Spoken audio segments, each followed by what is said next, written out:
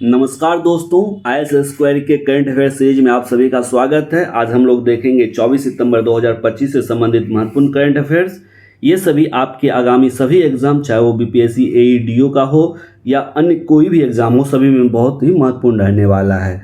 देखते हैं पहला प्रश्न है, भारत सरकार ने प्रधानमंत्री उज्ज्वला योजना, ध्यान रखेंगे, प्रधानमंत्री उज्ज्वला योजना के तहत कितने LPG कनेक्शन को मंजूरी दी है? तो यह है नवरात्र पर 25 लाख महिलाओं को गैस कनेक्शन देने की मंजूरी दी गई है। तो इसका सही आंसर हो जाएगा ऑप्शन सी, 25 लाख कनेक्शन देने की मंजूरी दी गई है। अब बात आती है प्रधानमंत्री उज्ज्वला योजना की। तो प्रधानमंत्री उज्ज्वला योजना कनेक्शन अब कुल कितना हो गया है? तो 10.58 करोड़ हो गया है। और इस योजना की शुरुआत 2016 ईस्वी में होती है। यह किस मंत्रालय के अंतर्गत आता है? तो पेट्रोलियम और प्राकृतिक गैस मंत्रालय के अधीन आता है यह। और यदि पूछा जाए उज्ज्वला 2.0 किस वर्ष शुरू की गई थी? तो वर्ष 2021 में शुरू की गई थी। और इसके मुख्य लाभार्थी जो है गरीब एवं ग्रामीण महिलाएं हैं। अगला प्रश्न, केंद्रीय प्रदूषण नियंत्रण बोर्ड अर्थात CPCB के अनुसार प्रदूषित नदी खंडों को मापने के लिए कौन सा संकेतक प्रयोग किया जाता है? तो सबसे पहले यहाँ पे वर्ड आया है CPCB, तो इसका फुल फॉर्म देख ले इंग्लिश में क्या कहते हैं। ये सेंट्रल पॉल्यूशन कंट्रोल बोर्ड है और यह किस मिनिस्ट्री के अंतर्गत आता है? तो ministry of environment and forest और गवर्नमेंट ऑफ इंडिया। अब बात आती है कि प्रदूषित नदी खंड अर्थात ये जो है इंडिकेटर की बात कर रहा है, किस इंडिकेटर का यूज करके हम लोग मेजर करते हैं पॉल्यूटेड रिवर को, पॉल्यूटेड रिवर स्टेसेज को हम लोग रिकॉग्नाइज करते हैं। तो इसका सही आंसर हो जाएगा option B, biological oxygen demand. बात है कि ये बायोलॉजिकल ऑक्सीजन डिमांड होता क्या है? तो बायोलॉजिकल अर्थात जितने भी जैविक पदार्थ है, जैविक पदार्थ के विघटन के लिए जितने भी ऑक्सीजन की डिमांड होती है, ऑक्सीजन की डिमांड, जितने ऑक्सीजन की डिमांड होती है उसे ही बायोलॉजिकल ऑक्सीजन डिमांड कहेंगे। अर्थात जिस नदी में, जिस रिवर में जितने ही जैविक पदार्थ है उसे विघटित होने के लिए ऑक्सीजन चाहिए और ज़्यादा ऑक्सीजन चाहिए, अर्थात वह ज़्यादा पॉल्यूटेंट है, वहाँ ज़्यादा जैविक पदार्थ उस नदी में मिला हुआ है। अर्थात यदि ये इसको हम लोग कैसे लेवल को कैसे मेजर करते हैं? तो mg/लीटर अर्थात मिलीग्राम प्रति लीटर में यदि 1 से 2 मिलीग्राम प्रति लीटर BOD हो, बायोलॉजिकल ऑक्सीजन डिमांड हो, तो ये वेरी गुड वाटर क्वालिटी होगा। यदि 3 से 5 हो तो ये मॉडरेट होगा अर्थात एवरेज होगा। और 6 से 9 में पुअर अर्थात प्रदूषित नदी माना जाएगा। और 100 या उससे अधिक हो तो ज़्यादा प्रदूषित, वेरी पॉल्यूटेड माना जाएगा। क्यों? क्योंकि जितना ज़्यादा आपको जैविक पदार्थ, ऑर्गेनिक मैटर जितना ज़्यादा होगा उसे ऑक्सीजन की उतनी ज़्यादा डिमांड होगी और ऑक्सीजन की अधिक डिमांड ही संकेतक है प्रदूषित नदी का। इसे ध्यान रखेंगे, इसका सही आंसर हो जाएगा ऑप्शन बी। देखते हैं अगला प्रश्न। और अगला प्रश्न से पहले हम लोग कुछ एक्स्ट्रा फैक्ट भी देख लेते हैं। BOD पानी में जैविक प्रदूषण का पैमाना है, अर्थात ऑर्गेनिक पॉल्यूशन को बताता है, किसमें कितना ज़्यादा ऑर्गेनिक पॉल्यूशन है। अधिक BOD होगा, बायोलॉजिकल ऑक्सीजन डिमांड होगा, अर्थात ज़्यादा जैविक पदार्थ है तो अधिक प्रदूषित होगा वह नदी। और CPCB जो है, ये जो बॉडी है, ये देश भर की नदियों की मॉनिटरिंग करता है और भारत में 300 से अधिक प्रदूषित नदी खंड पाए जाते हैं। सरकार जल गुणवत्ता सुधार पर कार्य कर रही है। इसी से संबंधित एक और प्रश्न है, ये प्रश्न है CPCB रिपोर्ट 2023। आपको ऐसा ना लगे कि 2023 का करंट अफेयर्स, बिल्कुल नहीं। 2023 में इस रिपोर्ट पर काम शुरू किया गया था और प्रकाशित 2025 सितंबर 2025 में हुआ है। तो ध्यान रखेंगे, CPCB 2023 रिपोर्ट के अनुसार सबसे ज़्यादा प्रदूषित नदी खंड किस राज्य में पाए जाते हैं? तो यहाँ देखेंगे 2018 में ही महाराष्ट्र राज्य में 53 पॉल्यूटेड रिवर सेक्शंस था, लेकिन बढ़ करके अब ये 2025 में है, ये 55 हो गया। इसे ध्यान रखेंगे। यहाँ देखे लिखा हुआ है इस पेपर के कटिंग में भी 55 रिवर्स इन द स्टेट, अर्थात स्टेट ऑफ महाराष्ट्र। तो महाराष्ट्र में सबसे ज़्यादा जो है प्रदूषित नदी खंड है, ये ध्यान रखेंगे। Highest number of polluted river states जो है ये महाराष्ट्र राज्य में है और टोटल कितना है? तो 55 है। आइए इससे संबंधित कुछ एक्स्ट्रा फैक्ट को देख लेते हैं। तो महाराष्ट्र में कुल कितने प्रदूषित खंड है? तो 55 नदी प्रदूषित खंड है यहाँ। और दूसरे स्थान पे कौन सा राज्य आता है? तो MP अर्थात मध्य प्रदेश। गंगा और गोदावरी भी इससे प्रभावित है और मुख्य कारण क्या है?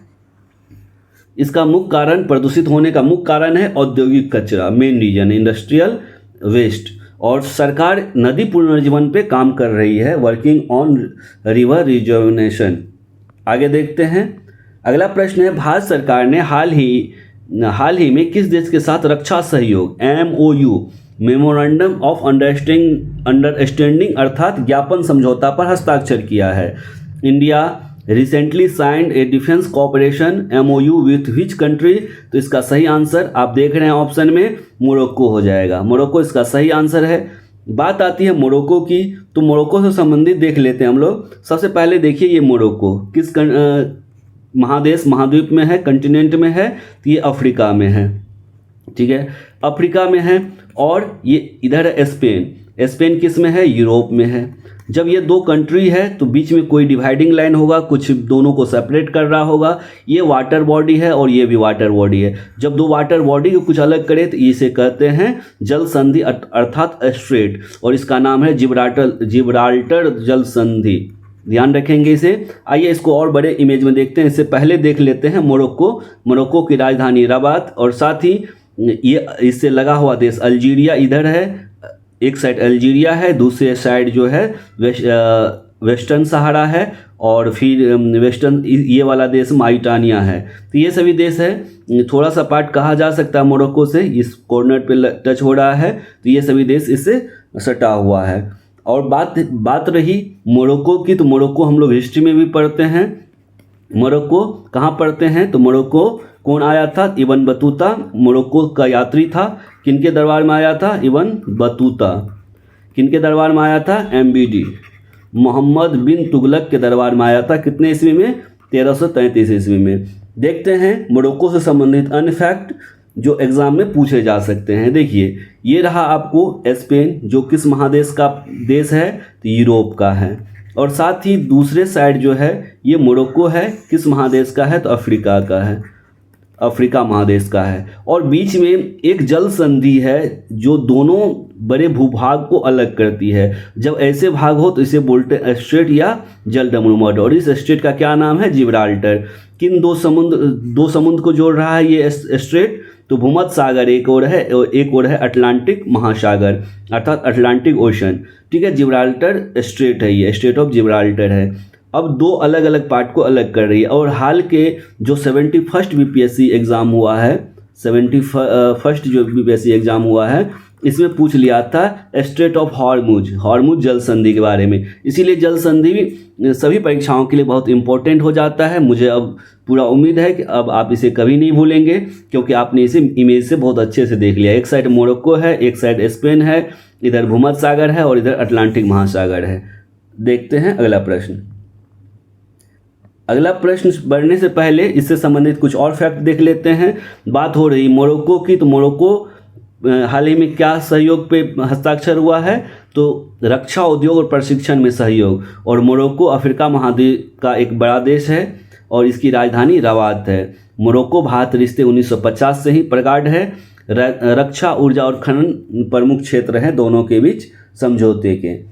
अगला प्रश्न है, किस देश ने हाल ही में ला अर्चिला द्वीप पर सैन्य अभ्यास शुरू किया है? इसे ध्यान रखेंगे। ला अर्चिला द्वीप अर्थात island. Which country recently started military drills on La Orchila island? तो ये इसका सही आंसर हो जाएगा वेनेजुएला। ये है वेनेजुएला की राजधानी है काराकास। और इससे सटा हुआ देश देखेंगे, या फिर साथ ही इस महादेश में जो दक्षिण अमेरिका महादेश है उसका देश, या इससे सटे हुए देश को भी देख लीजिए। इधर Panama, Colombia, Ecuador, Brazil, French Guiana, Suriname और गुयाना, ये सभी है। तो ला अर्चिला द्वीप पे सैन्य अभ्यास हुआ। तो ये चर्चा में क्यों रहा?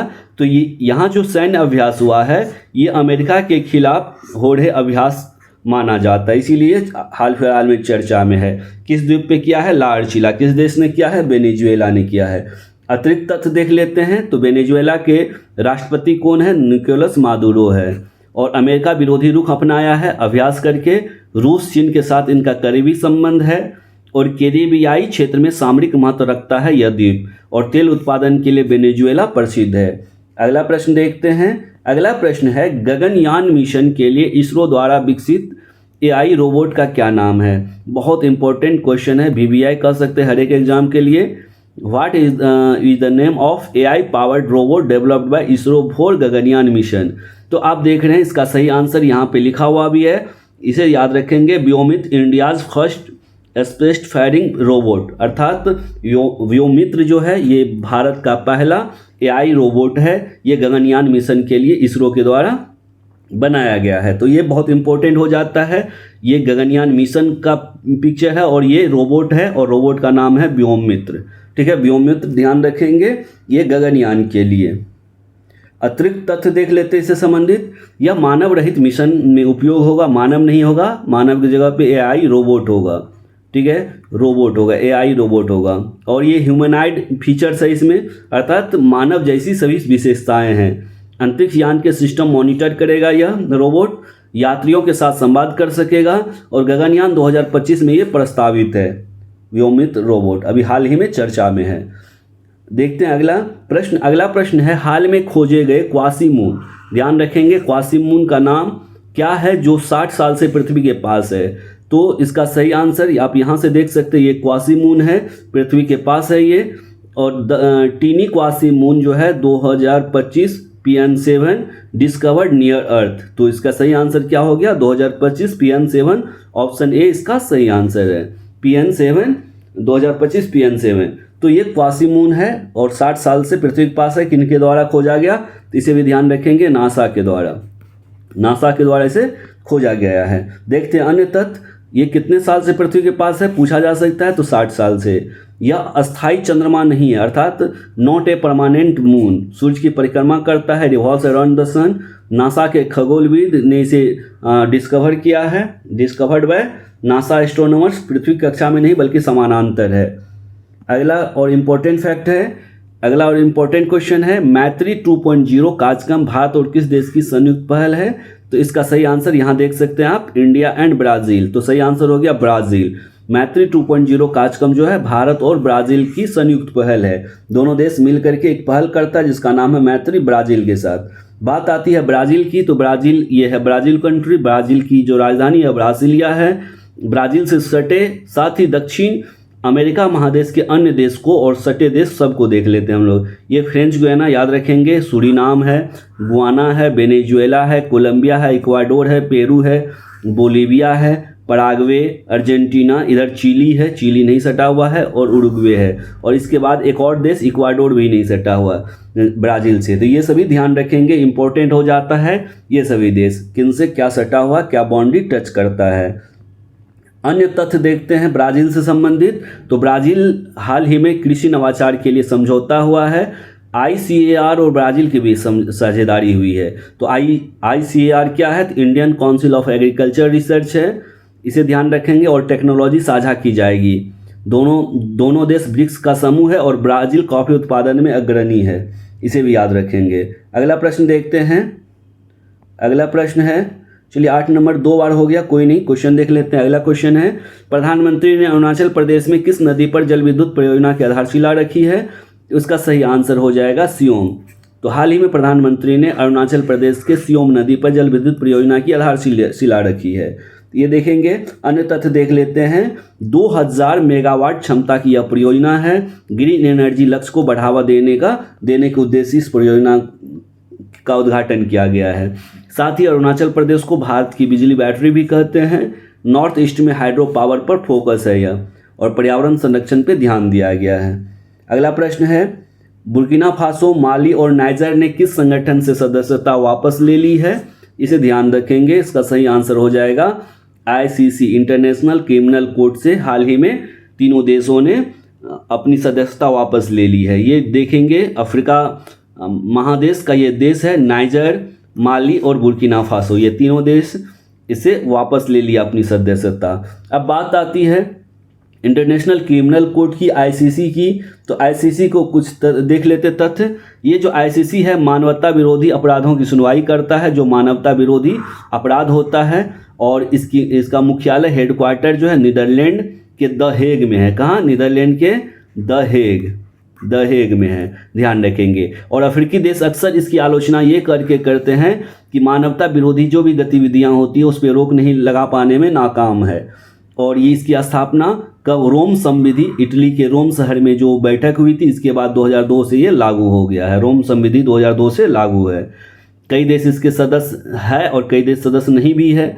और अंतर्राष्ट्रीय आपराधिक न्यायालय, ये रोम संविधि क्या है इसके बारे में जान लीजिए। तो रोम संविधि वह संधि है जिसने अंतर्राष्ट्रीय आपराधिक न्यायालय अर्थात ICC, international court of criminal court की स्थापना जो है 17 जुलाई 1998 की रोम, इटली में एक राजनयिक सम्मेलन में अपनाया गया था और 1 जुलाई 2002 को लागू हो गया और जनवरी 2025 तक इसके 125 संविधि के पक्षकार है, इसीलिए इसका नाम रोम संविधि पड़ा है ना। बात आती है ICC की, तो ICC का मुख्यालय ऊपर हम लोग डिस्कस कर लिए हैं, द हेग। द हेग में इसका मुख्यालय है और द हेग किस देश में है, तो ये नीदरलैंड में है। नीदरलैंड के द हेग में इसका मुख्यालय है। बात करते हैं द हेग की मुख्यालय की, तो नीदरलैंड में अवस्थित है और अंतर्राष्ट्रीय कानून का प्रमुख केंद्र है यह ICC। साथ ही ICJ अर्थात इंटरनेशनल कोर्ट ऑफ जस्टिस जो है अंतर्राष्ट्रीय न्यायालय, अंतर्राष्ट्रीय न्यायालय जिसको बोलते हैं, इसका भी मुख्यालय जो है द हेग में ही अवस्थित है, द हेग। साथ ही शांति और सुरक्षा से यह जुड़ा है और 123 देश इसके सदस्य है। अब बात आता है इसी संबंधित अन्य प्रश्न की, तो कौन सा देश जो है रोम संविधि का सदस्य नहीं है, नॉट मेंबर ऑफ रोम रोम स्टेट्यू। तो इसका सही आंसर हो जाएगा भारत सदस्य नहीं है, सही है। रूस भी सदस्य नहीं है, चाइना, अर्थात तीनों इसके उपरोक्त सभी जो है भारत, रूस और चीन रोम संविधि के सदस्य नहीं है। बात आती है क्या अमेरिका है, तो अमेरिका जो है इसके सदस्य तो बने थे लेकिन इसे रेक्टिफाई नहीं किए हैं, तो इस चीज़ को भी देख लेते हैं। ये देश जो 3 देश देखे हैं, कौन कौन, भारत, चीन और रसिया, ये देश संप्रभुता का हवाला देते हैं। अमेरिका ने साइन किया पर रेटिफाई नहीं किया।